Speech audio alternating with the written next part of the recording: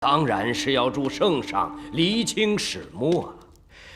到时候你记得如实说来呀。莽人葫芦谷设伏，欲将我军一网打尽。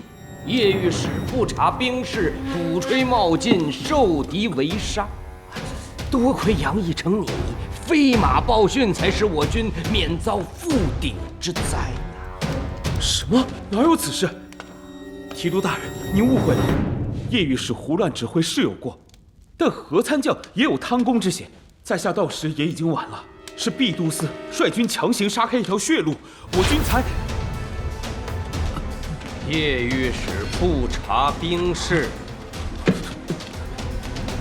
杨义成飞马报讯，还需要我再重复一遍吗？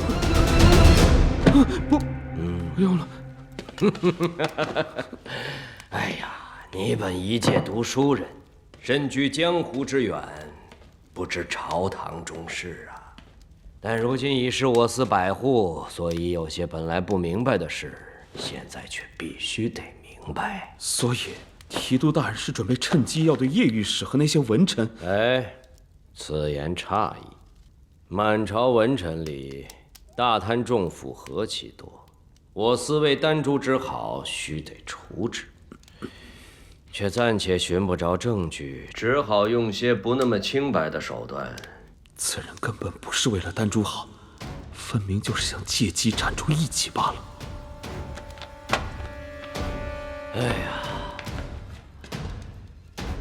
朝廷需要一个体面，军中需要一只替罪羊，明镜司需要一把刀。